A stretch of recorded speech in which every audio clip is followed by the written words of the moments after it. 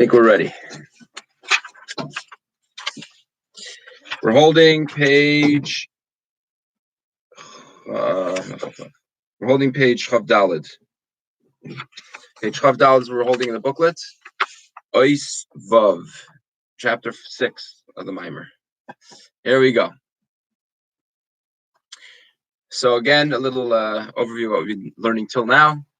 We've been studying this Mimer is based on chapter 10 of the previous Rebbe's Basi Legani, and the main idea. Press record over here. Okay, so we're holding again chapter 6. The main idea of Basi Legani of this chapter is how, number one, we draw down Hashem's transcendent light until Hashem's very essence. That's why Hashem wanted a home in this world. A home is a home for one's essence. That's where you are yourself. You have to entertain. You have to be there for anybody else. The same thing, Hashem wanted a home here. He wanted a place for himself. On the other hand, it also enhances the system, the ishtalshalos. It also brings a greater light into not just the transcendent light, but also the light that fills the world. It also upgrades that light as well. And that's why the angels and the souls listen to our davening, to our learning, because when we draw down the transcendent light, it also brings a greater light into all levels as well. It's an internal, personal way. And then he went on to explain why the Jews are called Sivais Hashem. Why are the Jews called Sivais Hashem? That becomes the third part of this mimer, this chapter.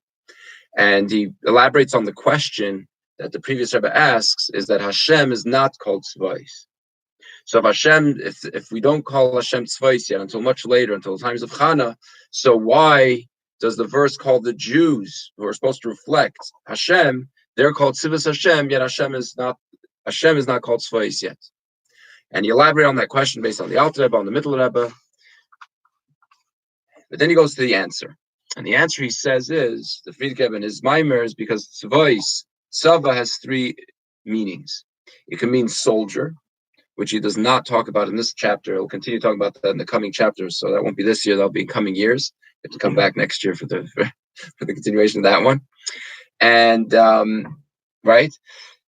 And the second meaning of the word Tsava is time, limited time, that we're here in this world, limited time, that we have to serve Hashem in the limited time that we're here. And when we do so, then we are called Sivais Hashem, or the legions of Hashem.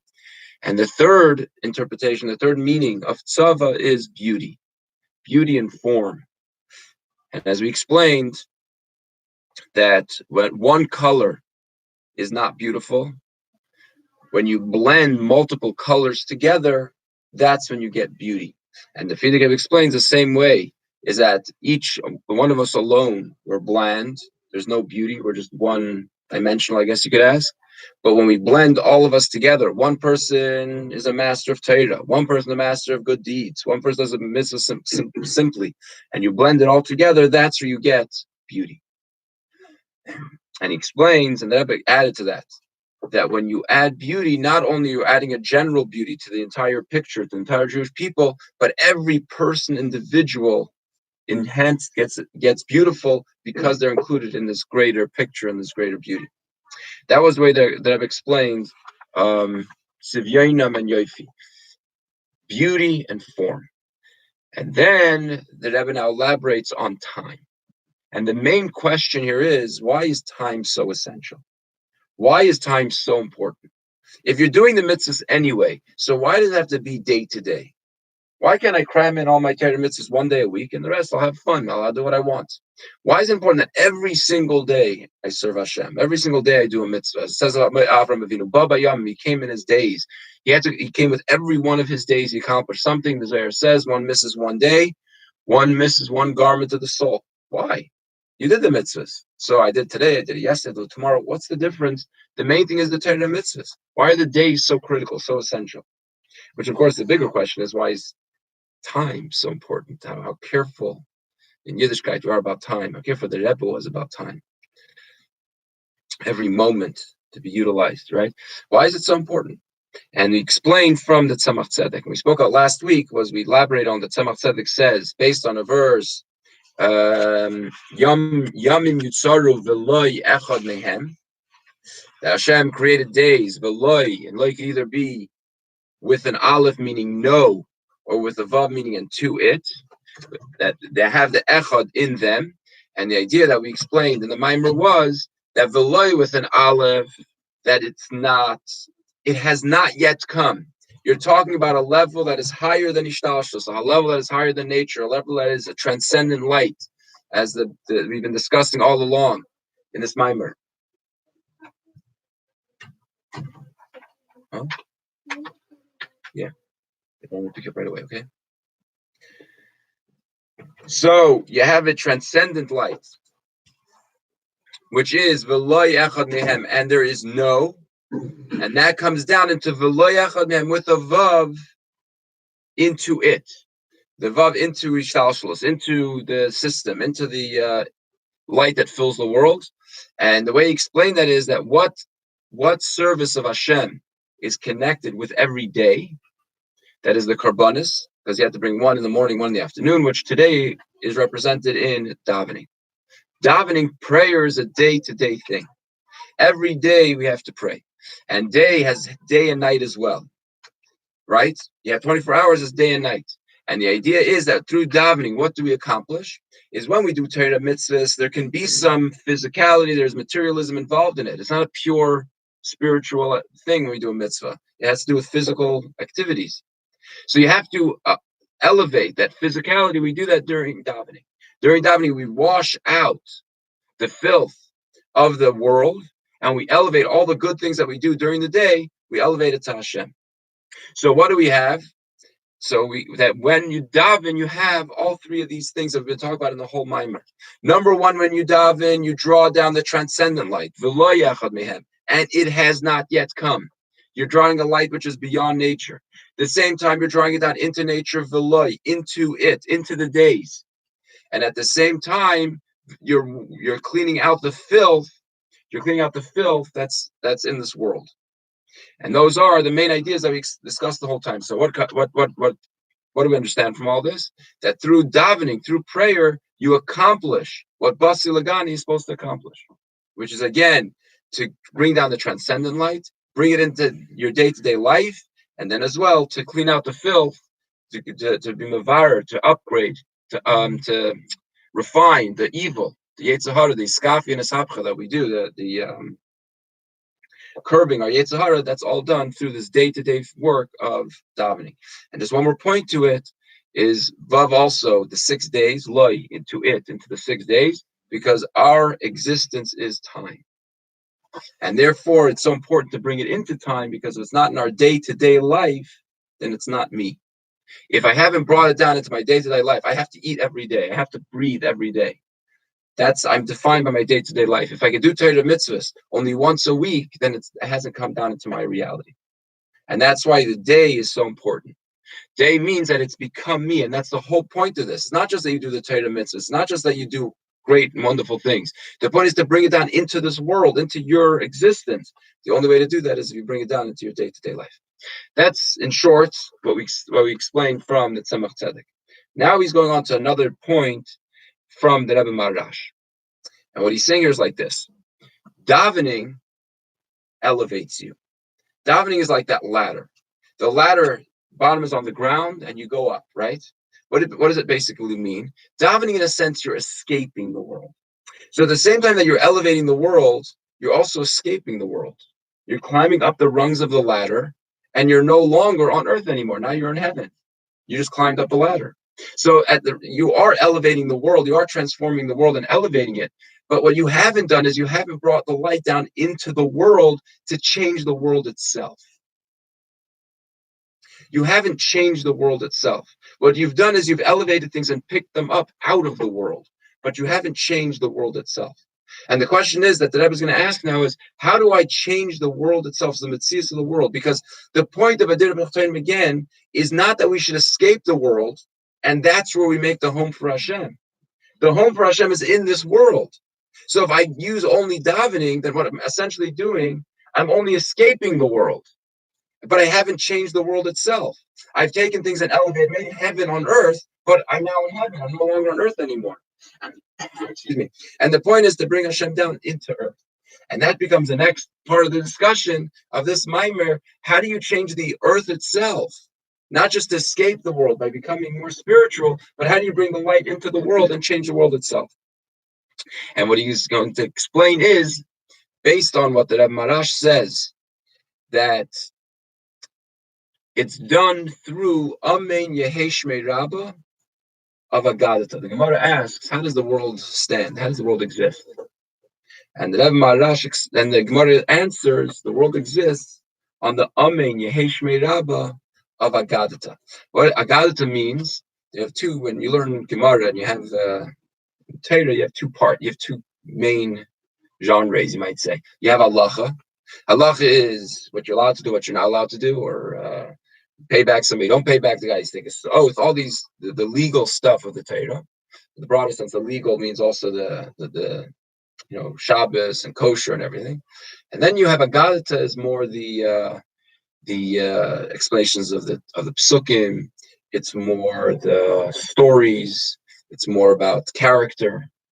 That would be the Agadata. So, for instance, you have a sefer called Ein Yaakov. What is it? Ein Yaakov? It's like you have two svarim. You have the Rif, at the end of every Gemara, or at least the big fat ones. At the end, you have what's called the Rif. What did the Rif do? He took all the halacha of Gemara and made it into its own book, which basically he was the first one to, in a sense, codify the Gemara. But the way he did it was, instead of doing like the Rambam did and organized it in based on subject, he organized it based on the Talmud. So he put all the halacha. He would take out all the agadata, and a lot of times maybe take out the opinions and stuff. He'd put what the halacha is, but he'd do it in the format of the Gemara, right? The Ein Yaakov does the opposite.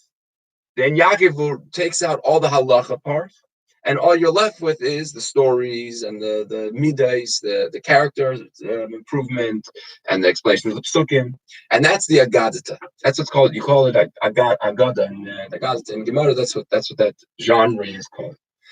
And also agadata is also broader sense for pnimius satira.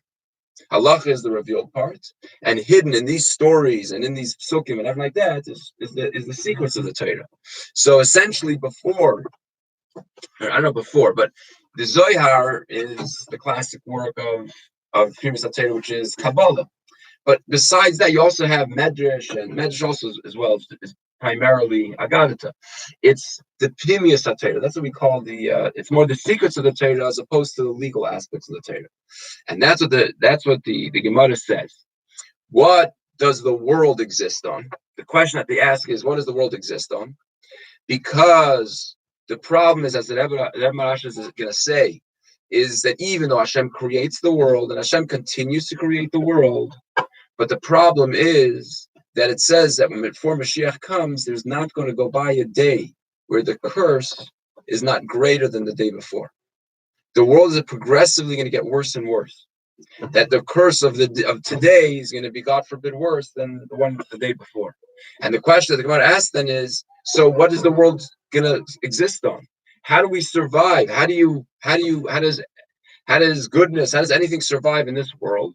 And the Gemara answers on Amen Yeheshme Rabbah Agadata, which means after we learn Agada, what do? We say Kaddish Yeheshme Rabbah. We say why we do it first of all in davening, right? How do we do it? We say Pitmak Teres. You say the whole thing, and then Amar Rav Lazar B'Chananya, and then you end off with the Kaddish Drabana. So that Amar Rav Lazar B'Chananya is Agadata, and you're saying a Shema, saying a Kaddish afterwards. The same thing is, anytime we learn Mishnah, we say Kaddish, we always end with Rabbi Hananya ben Akasha, amen. That's also Agadata. So when we learn Agada, and then we say Kaddish, right? That enables the continuation of the Tukuma, the establishment of the world, that the world should be able to exist. Why? Because we say Amen Yeheshme Rabbah Agada. What? So the Marash explains now why. What's about Amen Yeheshme Rabbah Agada? Because make up your minds. The world exists before we said. The world exists because again Hashem created it. That's not the question. The question is when things are so bad. Yeah. Okay. You want to take your jackets? I'm gonna pick you up soon. Okay. So What it means is that when the world is so bad, we're talking about the Icarus of the Mashiach, right before Mashiach comes, and every day is getting worse than the next. Where do we get our light? Where do we get our existence from? How do we continue coping? And that's the idea of Amin Yishmael Gazda. So before, when you didn't have things so bad, you didn't need it as much. You didn't need it as much, right? To make it easier for the class, now it gets even harder. All right. You can't control these things, huh? All right. So why specifically on why is it a Gadata? But it's also a double question. Number why specifically a Gadata? And also, what if it's Amen Yeshmei Rabba that does it? So what do you not Gadata for? If it's a Gadata that does it, then what do you Amen Yeshmei Rabba for? You don't want to go? Okay, you don't have to go, okay? So you're gonna go, Davi? Okay, yeah. Okay, you can want to take my thing out again? Right? Don't step on it. Right. Okay. So what does the Reb Marash explain? He says, what is Agadata? First of all, what is Amen Yehesh Meirabba? Yehesh Meirabba is his great name. If you go back to the beforehand, we learned the Alter Rebbe and the Mittel Rebbe. What was the great name of Hashem? Is Yud Kei Vav Kei. Yud Kei Vav Kei represents the light, the transcendence, right? Yud Kei Vav Kei represents Hashem's light before it comes down into this world. That's Amen Yehesh Meirabba. Seven Kalaman, correct. The transcendent light. There we go. Right? Amen Yehesh Meirabba. What do we have to do? We have to draw it down. How do you draw it down? Specifically in Agadata. As the Rebbe says, specifically in Pnimis HaTorah. Why? Because when you learn Pnimis HaTorah, it transforms you. It makes you a different person. And that's the whole point. Number one is I would assume so, yeah. Shais and Tanya, yeah. But specifically, it's Mishnayos. But Mishnayos is usually halacha. So generally speaking, Mishnayos is actually not a gadata. Mishnayos is really more halacha. But Kasher Omer is Pirkei Avos, right? Pirkei Avos is Milah de Chasidus. It's like a But generally speaking, what was that? Shmuel would be Brisa. It wouldn't be it's not a Mishnah. Why is that? It's Pnimis HaTorah that really changes our character. It's Pnimis HaTorah that changes and makes us better people. Somebody who just learns dry halacha, they can just remain the same guy that they were beforehand. They know what to do. They do everything correct, everything according to the book, right? As Chassidim would say, they're afraid of Shulchan Aruch, but they're not afraid of God, right? The book says this, right? But there's a God behind this whole thing that's telling you to do this. And sometimes it's the same, you forget the forest for the trees, right? You can forget the God because you're too hung up with the details. And sometimes in your own life you could see it. You get so caught up what we have to do. It has to be this way that we kind of forget the more important things that lie behind it. It was a story that the Frierdiker Rebbe. It was once by a seder, and somebody dipped their matzah in the wine. This is by the Frierdiker Rebbe seder. Somebody's dipping their matzah in the wine. It was the bachram, whatever the guys were there. They started shushking and started like whispering and everything. And so Frierdiker Rebbe asked what's going on.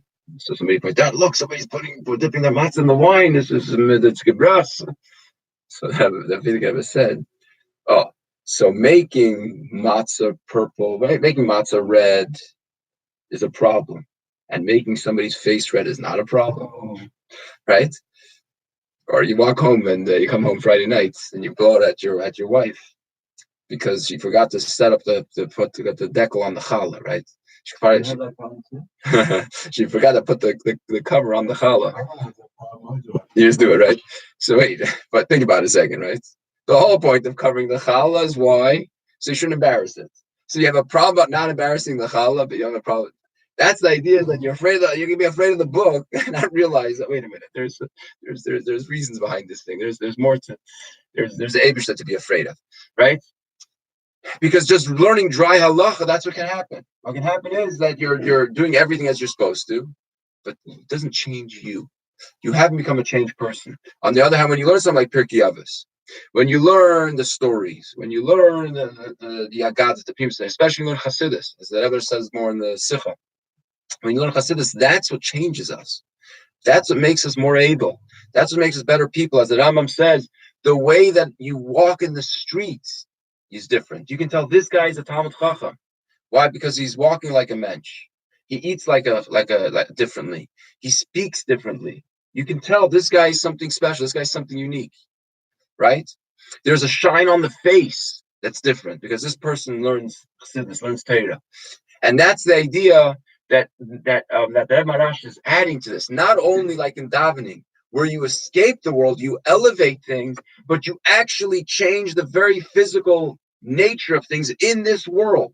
Not by removing it, not by elevating it from heaven, but actually changing the physical look of the body, by changing the physical features of a face, by changing the way a person eats and drinks. He's not leaving the world, not escaping. He's doing worldly activities. He's in this world, and yet he looks different. He looks more refined. He acts differently. He eats differently. How does the Yem Yem say it? As Geita Chassid, as Estas Chassid, Shlafta Chassid. He eats like a Chassid. He sleeps like a Chassid. He walks like a Chassid. He carries himself differently. Why? Because learns Chassidus.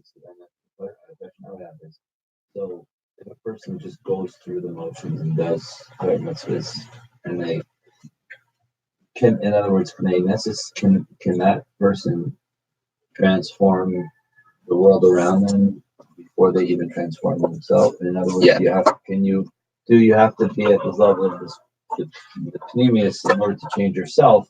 Is that like an activity in and of itself, or is that a precursor to changing the world around you through Torah mitzvahs?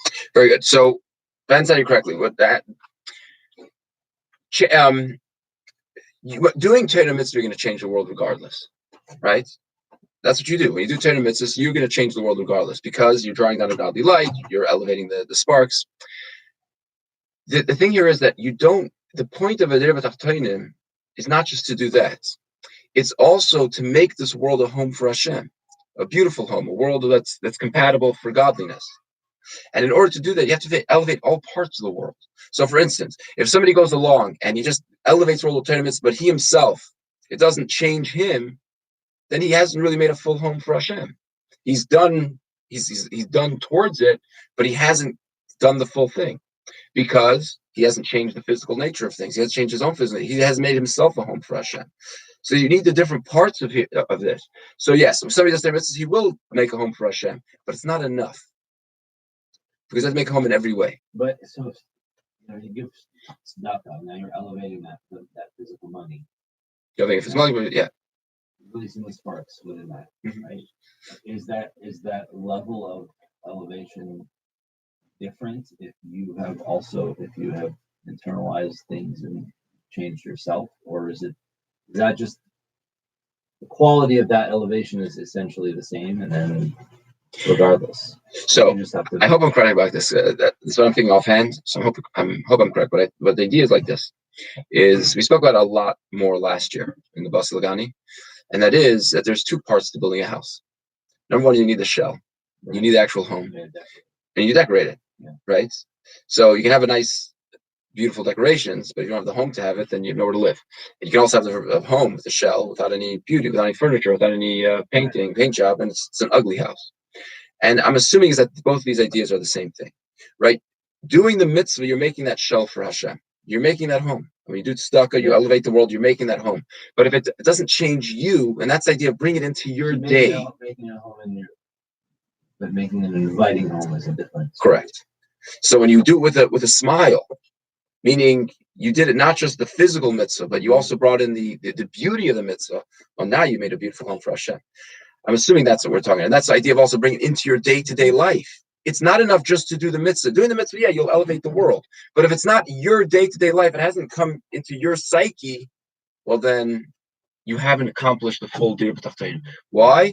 Because it's an abstract thing. It hasn't gotten into your kishkas. It hasn't gotten into your mind, your heart, etc. Make sense? All right. So that becomes the idea of the Amin Yeshme'ah B'Dagadata. You need both aspects. You need Yehei Shmei Rabba, because you need to draw down Hashem's great light, which is represented in the Shmei Rabba, his great name, right? And you also have to draw that down into your existence. How do you do that? Specifically through Agadata, through learning Pnimius HaTorah. I'll just share one story. I must have shared it before. Not a story, but a parable that Rabbi Khan says, and I think it really illustrates this point of there's learning Chassidus and not. He says, what's there seeing somebody who learns Chassidus and doesn't? They're in shul, and a gabbai comes over, and he goes over to the gabbai and he says, "How come you didn't give me aliyah? And you haven't given me aliyah in a whole month? You haven't given me aliyah." And the gabbai says, "What are you talking about? I gave you aliyah 3 weeks ago." Right? Anyway, they get into an argument, and before long, the gabbai calls him a liar. And so this guy he storms out of shul. He calls me a liar. He storms out of shul. So what happens to somebody who doesn't learn Chassidus? Sometimes Chassidus, he walks out, he comes, storms out of shul. He's walking home, and every step he takes, he's getting more angry. He called me a liar. Do you know who he is? I've never seen a bigger liar than that gabbai. Do you know whose parents are? His parents, the biggest ganavim, the biggest. He's calling me, and in front of all those people, what's chutzpah, in front of the same potato, every step he's taking, he's getting more enraged, more enraged. He comes home, his wife asks him why he home's already from shul. He's so mad he can't even answer her. When somebody learns a little bit of Chassidus, somebody learns a little bit of Chassidus, he also gets insulted. He storms out of shul. What does he think? He thinks, I got so insulted because Gabbai called me a liar. Do you know what service he's going through? Do you know his wife? The health issues, his kids are just all these trouble with his kids, his family life. Of course, he's on edge. He's such a hard life. And in front of all those people, I stormed out. What am I so sensitive? And in front of the Sefer Torah, he gets home. He's so embarrassed. His wife asks him why he came home so early. He's much too embarrassed to say. That's different. It changes who we are. You learn Chassidus. It changes how we deal with stuff. It changes our very existence, not just the holy Torah myths that we do. How do I react? How do I act? How do I eat? How do I drink? How do I sleep? That's what Chassidus does to us, and that's why when you say Amen Yehesh Merabah Anagadata, when you draw down the Yehesh Merabah it changes your life. Now you've accomplished what we need to accomplish. Not only have you elevated yourself by davening and gone escape the world, because the world is an ugly place, and the only way I can be elevated is by leaving it, by climbing up the ladder of prayer, but I've also transformed the world itself. All right? That's in short, or an overview of what we're going to say in the next. Okay, so let's start from Vav on page Chav Daled, bottom of the page. So the previous episode continues in his Maimer in Basi Legani chapter 10. Through Avodas Habirurim, through elevating the sparks, we refine and cleanse the world. The oisim mikesher keresh. What do? We make from kesher keresh. Kesher is a bond, a knot, and we transform that into keresh, into a beam of the Mishkan. V'hainu, what does that mean? Kesher, the oilam, from the bond of the world. What does that mean? The masha oilam mares atzmi lemitzias. Hadis asheker chulu, the fact that the world shows up, it looks to us as if it is in existence. That's a lie. It looks like it's an independent existence, looks like it exists on its own, and it's a lie. The whole world is dependent on Hashem. But not only does the world say this lie, but we're tied in with it. We're bonded with this lie. We're caught up with the lie. We're convinced of this. So we have to transform that connection to that lie, that the world is what it is, that the world exists, that the world is as powerful as it is. When we learn Torah and we do mitzvahs, we transform this kesher, this bond that we have to the lie of the world, and we turn it into a beam of the Mishkan. Keresh l'Mishkan olav nemar v'asim v'shchad b'seichem, which becomes a home for Hashem, which Hashem says, I will dwell in it. Shumei atzei shitim oimdim, which is made up of the atzei shitim, the foolish wood, as I've explained at length in the previous chapters, oimdim achabrim as erein seif chulu, and that makes like a beam, that it connects the roof with the earth, with the ground, which was explained also in the last chapter last year. The Amud, the Kimuvur Baruch as the Frierdiker explained at length in the paragraphs before this, in the chapters beforehand, how the idea is to transform the foolishness of unholiness, the foolishness of holiness, to make a beam that connects the earth, the ground to the ceiling, the highest to the lowest, and as well to change that keresh, that kesher, the bond, the caught up, the fact we're so caught up with the lies of the world, and transform that, turn that around into a Kedesh LeMishkan, into a beam of the Mishkan. Now, again, what is the point that Rebbe is going to bring out here? Based on what the Frierdiker Rebbe just says here is, it's not enough to elevate oneself. You can't escape the world to accomplish this. Because if you just escape the world, then you haven't transformed the bond of this world into a beam. You just ran away from it. You just escaped from it. In order to do that, the Rebbe says, you're going to have to transform the world itself. And that becomes the question. How do you transform the world itself? And that the question I've asked right now, being that we have to accomplish that the world itself, the existence of the world should not be a lie, but rather it should be a beam for Hashem. And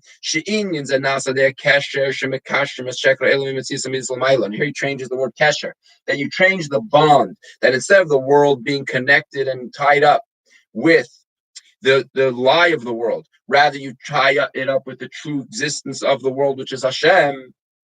How do you move on? So from here it's understood,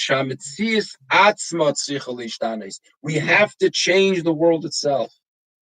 We have to change the table itself, the chair itself. We can't just run away, do a mitzvah, and then carry that mitzvah up to heaven with us. We have to change the table. I have to change my face, my body, my eating, my drinking. That's where we accomplish the din of Tachtonim. But how do we do that? So it goes like this. As the Rebbe Maharash explains, and the Rebbe gives an interesting parentheses here. In the discourse, in the Maimorim that followed the birth and the bris of the Balei Lula of the Frierdiker Rebbe, who is the Balei Yartzeit, right? Balei Lula. These Maimorim were said in the year Tafresh Mem. Tafresh Mem Yud Beis Tammuz was the Frierdiker Rebbe's birthday, and these are Maimorim that were said in the Shabbosim after that, after his birth, after his bris. And what does that Marash say? Bepirush Maimer Azal, Alma Maikoyim Chulwa Yehesh Meiraba Dagadata. On what does the world exist? On the Amen Yehesh Meiraba Vagadata. The Tzarech Lahavin. And we have to understand. Mahu Inyan She'elasai Alma Makoyim. What is the Gemara's question on what does the world exist? We know what the world exists on. It exists on Var Hashem Shemayim Nasu. Hashem created the world and therefore it exists. So what are you asking? What does the world exist on? It exists on the word of Hashem. The world is great with the word of Hashem. The Chassidus explains that not only that Hashem created many, many thousands of years ago, but He creates it every single moment, every single day. He recreates, constantly recreating the world.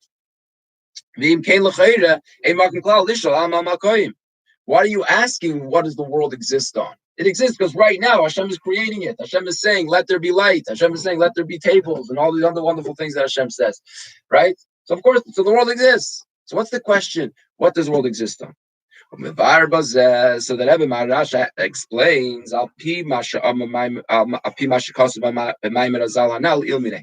based on what the Razal say, what our sages said before it.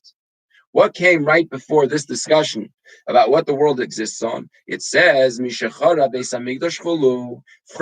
the Beis Hamikdash was destroyed. Every single day, the curse is greater than its friend, than the one before. The day by day, the curse gets stronger and stronger, God forbid, right? Every day gets worse and worse. And on this he asks, Ella Alma Mai Kokoyim. Yeah, we know that Hashem creates the world constantly. We know that the world is being created by Him. But every day the curses are greater than the day before. What does the world exist? I mean, how do we last in this world? How do we survive? How do we survive in this world that every day the curse is getting greater than the day before? So yes, the world is existing by Hashem, but that's not the problem here. The problem is it's constantly getting worse and worse and worse. So we're not asking how do we exist. We ask how do we survive? How do we survive such a horrible, horrible thing? And on this that says that we say Amen Yehesh Meiraba on Agadata. And he explains, Shmei Rabba hu b'chinas Shmei Agadol. His great name is talking about his great is the Shmei Rabba, the great name is the great name. Shalom Zayin Shem Shein Mechak, which is higher than the 7 names that are not erased. And how do you draw it down? Right? The Agadita Dafka. You draw it down through Agadita. Shu Inyan, what is that? Seidis Upnimius Atera Convur Baruch Ba'am Shachsham. As the Rebbe Marash explains at great length there, that what's the idea? Is that you're drawing down Hashem's great name. What is Hashem's great name? Is this transcendent light. And you're drawing it down where? In through Pnimius Atera. How do you draw down that light? That great light is through Agadita, through Pnimius Atera. As he explains in that Maimer. So first of all, what do you have? Again, we have the same idea that the Frierdiker and the Rebbe is explaining in this Maimer is that the whole point, the Basi Legani, and the whole point of our service of Hashem, you're drawing down the transcendent light into existence. But here he brings down an extra idea. And the extra idea here is that when you do this, you transform the very physical world. That we haven't had before. We've had that you draw down the light. We've had that you draw down the transcendent light. We've had that you draw down the internal light as well, because when you draw down the transcendent light, you enhance the internal light as well. We've learned that you can do during davening, you can elevate yourself with everything that you have up to this, right? And change, that's how you can change yourself. And now that Marash adds a whole new idea, is that when you draw that light, you change the very nature of the world. You change the very existence of the world, that no longer is it as materialistic. Now, the material itself is refined.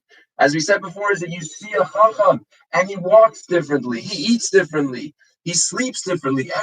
His look on his face is different. He adds one more idea.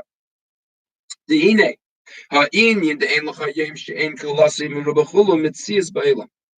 The fact that every single day the curse is greater than the day before is not a heavenly thing. It's a physical thing. It's just something connected to our physical existence in this world. That our physical existence is getting more difficult day by day. When you say Amen Yesh, what do? You have to change this.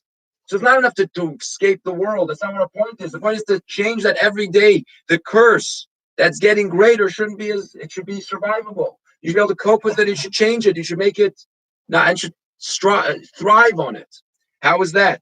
And to explain this, he first explains that in the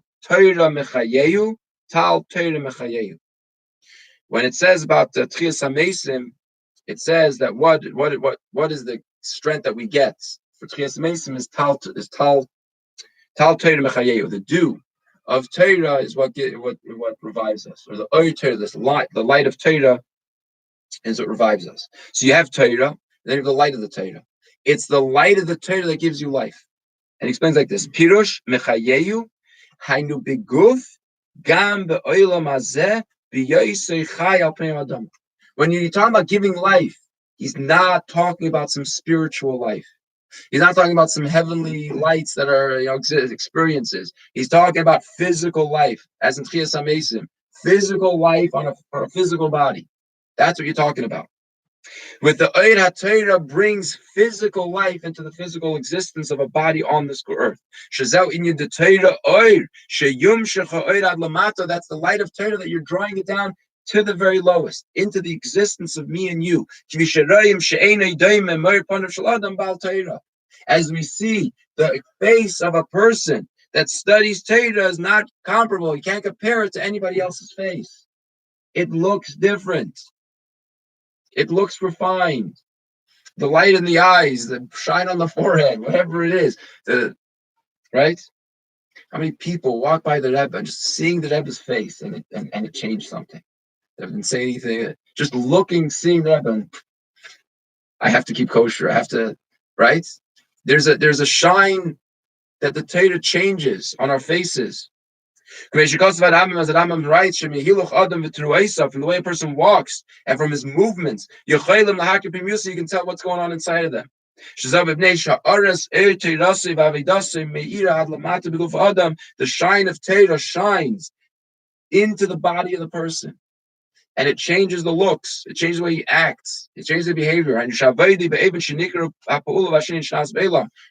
Avodah, you can see the change in the person.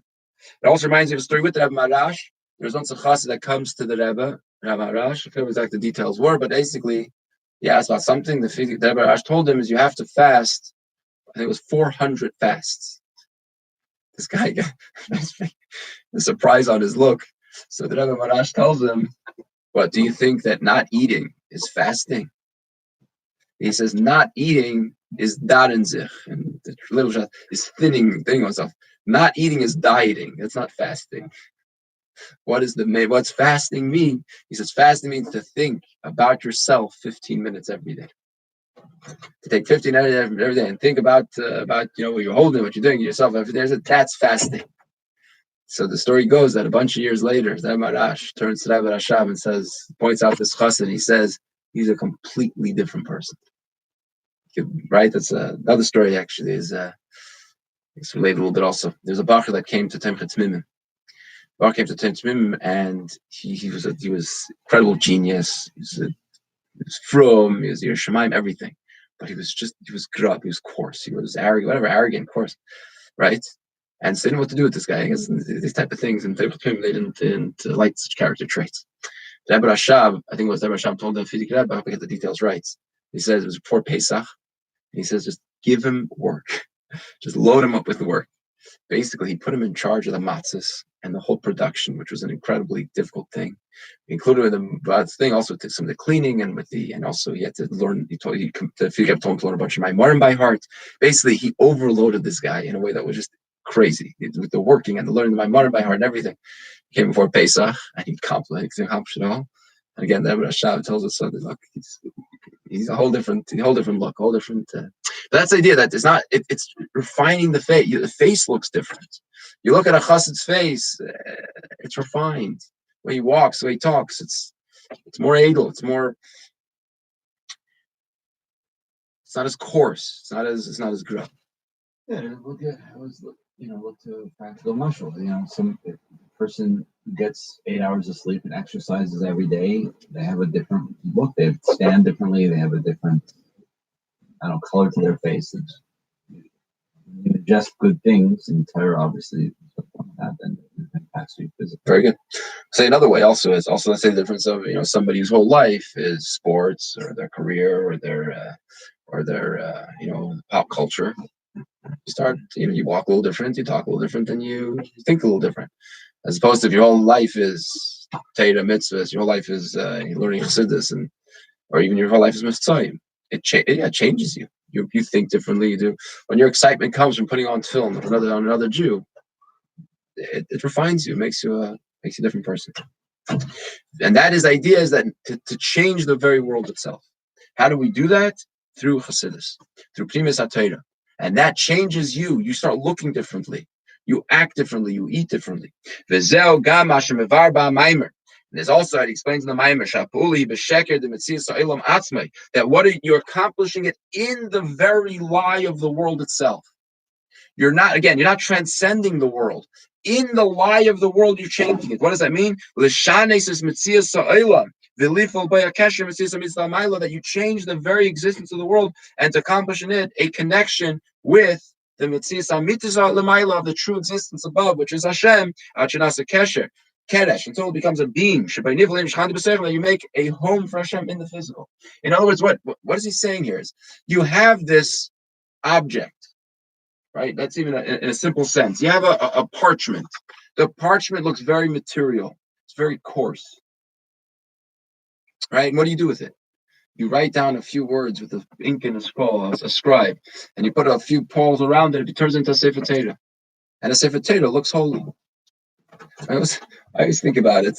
The benches in 770, they have a certain aura to it, right? They just when you put yourself in that, thinking about 770, it has a certain aura to it. You think about a shul, it has a certain aura to it, very different than a sports stadium. There's a certain spirituality you feel walking into a base medrash, in the base of Knesset, even if nobody's doing anything there. How many people walk in? They won't walk in without putting on a yarmulke. They don't do anything else. They can't walk into a shul without a yarmulke. They can walk into a sports stadium without a yarmulke. That doesn't bother them.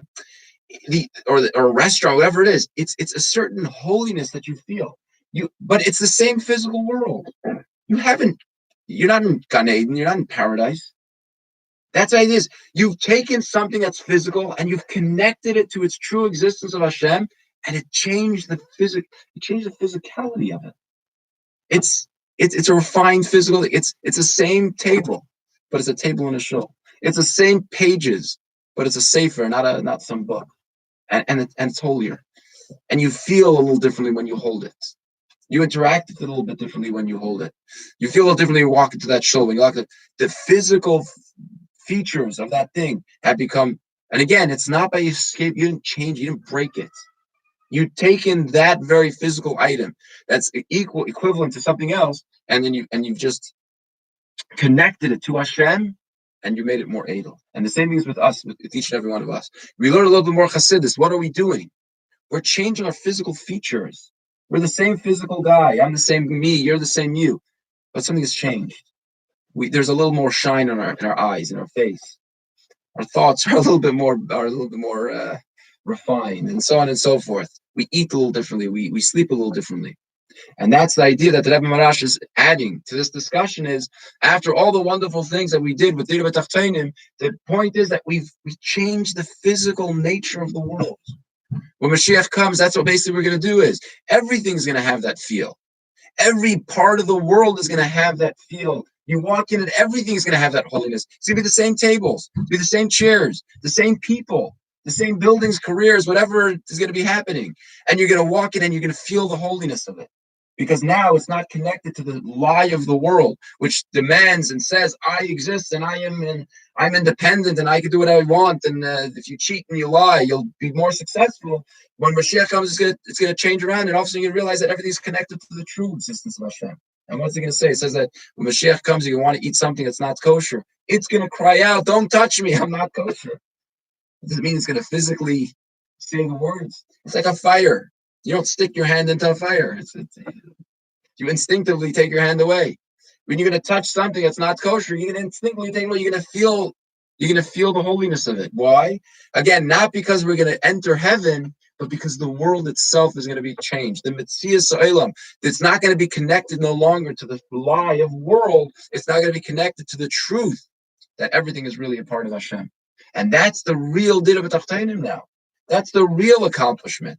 As long as we haven't done that, then we haven't made this world a home for Hashem. If the world itself doesn't express godliness, if the only way I can connect Hashem is if I escape the world, I run away from the world, I go to a shul, a beis medrash, and learn and daven, then I haven't transformed the world. But if I eat differently, if I sleep differently, if I talk differently, because my shine on my face is different, because I learned Torah, I did a mitzvah, now I've made a real Dira B'Tachtainim. Now this physical world is on for Hashem. And that's an incredible addition to what we've been discussing in this whole Maimer. So we've gone so many stages in this one chapter about bringing down the transcendent light, bringing it down into the internal light, into the system, into the light that fills the world. Not only that, bring it down into the filth and cleaning out the filth of evil.